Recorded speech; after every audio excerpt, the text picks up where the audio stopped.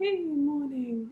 So it's been 12 hours since my um, lavender, minced up lavender, has been sitting in that little tiny amount of alcohol, and the smell of it is amazing. So it really does kind of kickstart the extraction process. Um, One thing that I wanted to mention before is that the lavender or whatever herb you're using is dried. And the reason for this is that we want to produce an oil that's shelf stable, so an oil that's not going to go rancid or that will mold. And therefore, we want to minimize as much as possible the water content of the oil. Um, the medicinal properties of the herb are contained within the dried herbs, so the only thing that evaporates when you dry a herb is water. And if you dry a herb naturally and quickly, then it retains most or all of its medicinal properties. So just to say that, it's quite important. You can make medicinal oils from fresh herbs, but in my experience, they're not as strong and they also don't last as long. So I would recommend trying it with dried herbs and make sure they're nicely minced up so that, as I said before, more surface area is exposed and you'll get more of a comprehensive extract. Okay, so this is the results of last night. So what I've done is I've basically poured about 500, you can probably read it on there, 500 to 600 mils of the sweet almond oil over the lavender that was soaking in the alcohol. And then I'm going to create a bain-marie. So this is a sort of double boiler. So this is a pan. It's got about an inch of water in the bottom. And then I'm going to sit this, which is made of Pyrex, so it's glass that can be heated to very high temperatures.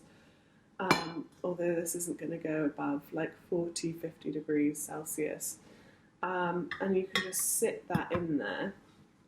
You can find your own bowl double boiler arrangement, and you can also buy very professional pans to do this.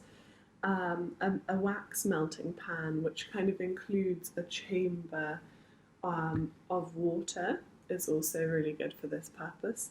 And what I'm going to do is just pop this on the hob on a very low heat for probably, it kind of depends how long you can be there to just check on it every now and then, but I think I'll probably do it for about 6 hours. So it's really gently heating the flame, or the induction hob is really gently heating the water beneath, and then the steam is what's heating the actual bowl that you're macerating the herbs in. So it's a very gentle form of heating, and it's going to gently extract all of those amazing phytochemicals into the oil rather than just like blasting it with heat and cooking it. We don't want to cook this, we want to extract the medicinal qualities of the lavender into the oil. So, so I'm doing this boiler method because we live in England, so it's not that warm, even though we're in the middle of summer, it's sunny. The heat of the sun in the northern countries isn't sufficient to do the other method of this, which I'll tell you if you do live in a hot country, which is sun infusion. So the other option here is that you could take this mixture, so the oil and the lavender, or the oil and whatever herb you're making, and put it in a big jar and place that jar, tightly screw it, place it upside down in the sun. The reason why it's upside down is so that the jar the jar lid doesn't cast a shadow into the contents of the jar. So you just pop it upside down and then put it in a sunny place for up to a month. And this sort of gentle heating of the sun will extract the herb into the oil, and then you can sort of shake that every now and then, every few days, and you'll also get an amazing oil out from that. That's what they do a lot in the Mediterranean countries where the sun is stronger. But here we have to use artificial heating because otherwise the oils just aren't that strong. So yeah, I'm going to do that. I'm going to put this on the hob. Every few hours I'm going to come check on it and see that the water hasn't dried up. That's the only thing really that you need to do. And you can use also a Pyrex or a metal bowl to contain the oil and the herb. Yeah, so I'm going to do that now.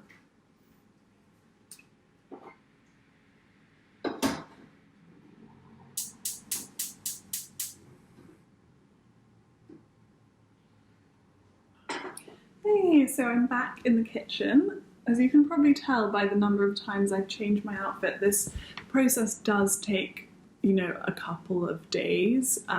So it's a process that takes a little while, but it's actually very little that you have to do. So you're just kind of like moving things and then leaving them for many hours. So it's not very labor intensive at all. So where we are now is that the oil and the lavender have been sitting in the bain-marie for about 6 hours, and I believe that the infusion has taken place.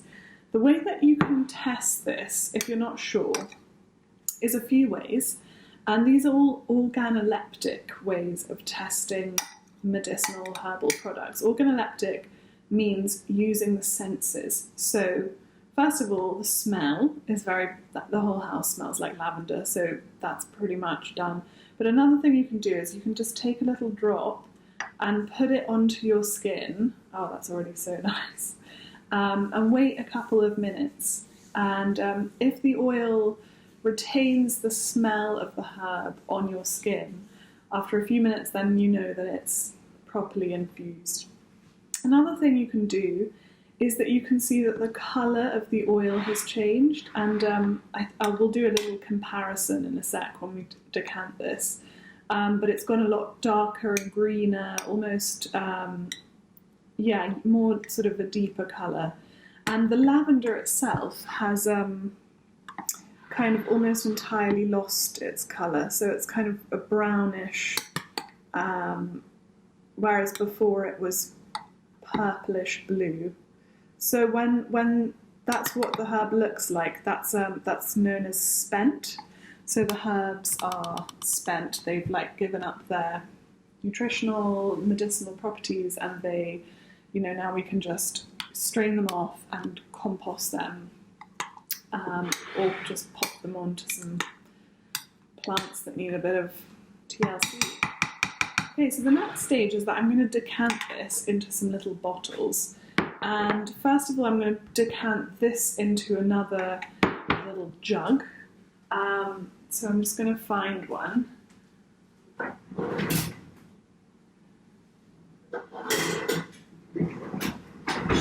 This should be fine. When you're doing this, try and use the least possible amount of stuff, because the more containers you use, the more oil you'll lose. Just, that sticks to the inside of those containers. So I'm just going to take this and start to pour the oil. You might get some bits of lavender, but it should be pretty easy just to pour the oil at the beginning. Look at that colour. And this is really where the method that Cami McBride pioneered is really superior to the other, just the, without doing the step with the alcohol, because you can really see, I'm going to pour out a little quantity of the plain sweet almond oil. I had some left over, so that you can see the difference in colour here, and it is honestly so much better. So, unless you have real issue with using alcohol in this, then I would recommend that you do the whole process.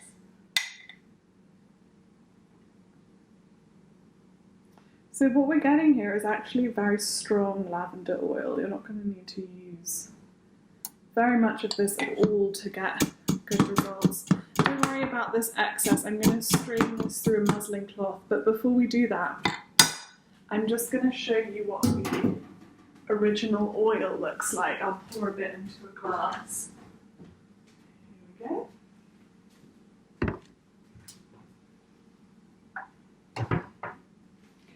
So we have lavender oil made with the full Cami McBride method. See how dark that is. And then I'll pour a little bit of this. This is what the oil looked like before. So you can see the difference there in the two colours. And that's, you know, that's another organoleptic way that you can see that that has taken in some of the constituents that are contained in the lavender. The next bit is, we're not going to waste this. This has still got loads of oil, so I'm going to strain this through a little muslin cloth that I've prepared. This might get a bit messy, but basically what I've done is I've got a sort of pouring jug, and I've put a muslin cloth over the top, which is just cotton. Oh dear. And I'm just going to make a little dent in it so that the lavender can kind of sit in there. And then I'm going to just bring all of this matter onto it. I want to do a couple of layers. And you can either just let this sort of sit in here and just with gravity pour through. But actually, because it's a dry herb and there's no risk of getting loads of, you know, moisture out of it, what we can do is actually, yeah, that smells so strong. It's actually kind of gather it up. Ah! Okay, and then we'll just give it a nice squeeze. So we should be able to get quite a lot more out of this. Yeah, there we go. So just gently squeezing the muslin bag. And you can really, oh my god, there's a lot coming out.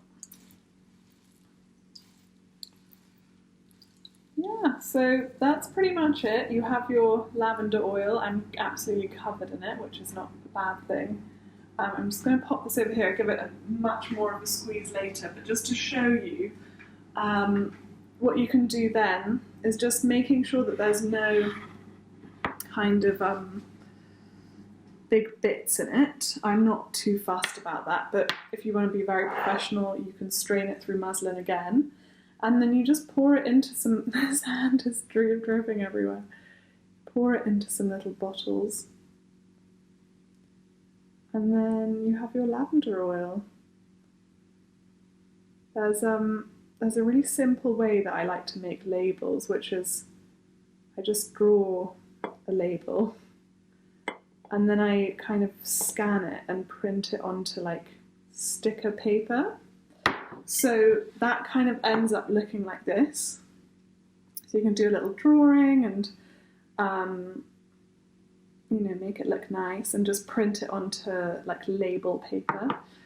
And I'll do a little picture of what it looks like at the end.